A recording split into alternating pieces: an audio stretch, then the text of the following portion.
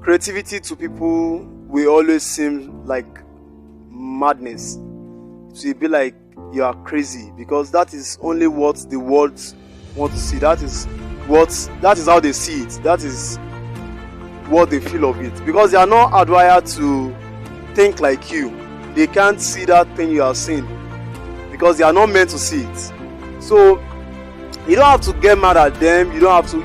Your creativity will take you a long way, and it is an imagination from you.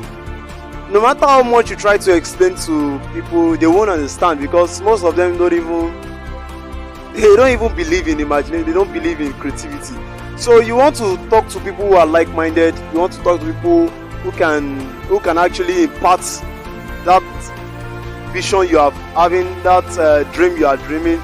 You want to talk to people who will understand everything on what you're talking about. So creativity seems like craziness, because until you actually develop your creativity, until you develop that idea, people can never understand. But when you develop it, they have to pay.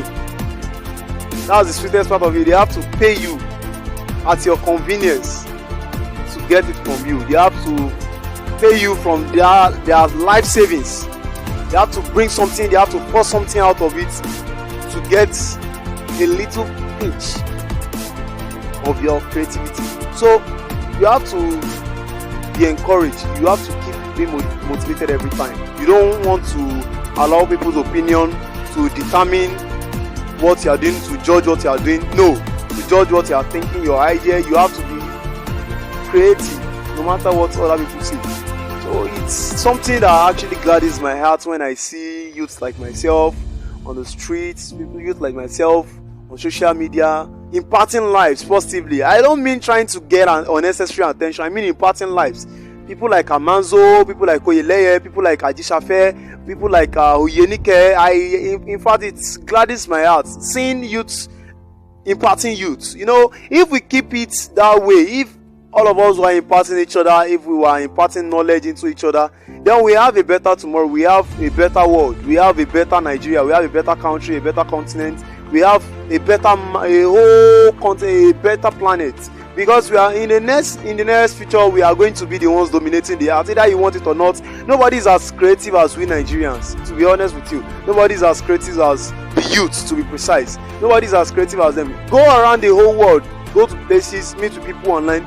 They aren't as creative. No matter how they might be creative, but the reason why we have been held up even at this stage is because we haven't freed ourselves. We haven't given ourselves the freedom. We haven't accepted the fact that we are the most creative set of working youths on earth. So that is why we've been stagnant up to this position, up to this period. So you want to free yourself. This is a time when you can reclaim that. This is a time when you can actually go on with things. This is actually a time when you have no barricades anymore. This is a time when you can reclaim the fact that you are the most creative youth on earth. So it gladdens my heart seeing people impart. When you impart people, you are putting a signature. You are signing things down. You are making the world. You are telling the world that you have to be remembered even when you are gone. So it's necessary.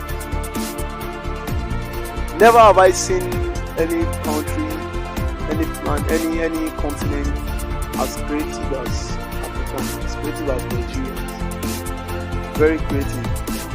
In the next 20 years, don't be surprised if we are the ones dominating the world. If we are the ones inside of things. Because the rate we are now, although we know a lot of people are into unserious things, a lot of people are distracted. But if we can get them to come back to their senses, if you can impart them, a lot of people around you, even your friends, if you can impart them, this path you are won't lead you anywhere. Why can't you change your route? Why can't you reroute? The strength you divert, the strength you put, the energy you put into criminal activities, into immoral activities, the impact, that energy that fuels up those things. If you can reroute it, if you can divert it into creativity, into your creative idea. There must be something you can do without anyone teaching you. Definitely, there must be. Everyone is programmed that way. Every youth, majorly Nigerian youth, is programmed that way. There is something down there. Even if it's just an iota of idea, there is something down there. You have to work on it. Channel those energy you use into those unnecessary activities, those distractive activities, into your creativity. And I can tell you won't have any limitation, because you are hardwired to be creative. You are the ones building barricades for yourself. You are the ones who have been believing that there are some people more superior than you are. Nobody is superior than you. What you have upstairs is what people want to listen to. In part,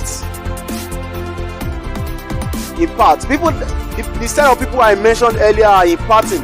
Although they might not be really known, but they are imparting. Amazo is imparting, Oyeleye is imparting, Ajishafe is imparting, Oyenike is imparting. They are youths like you are, who are imparting the work. How do you plan on imparting the work?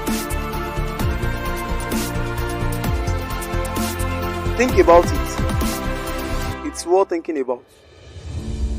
Oluwaferanmi Akinola remains my name, and I am the coach for the unaided but creative youths. Have a nice day.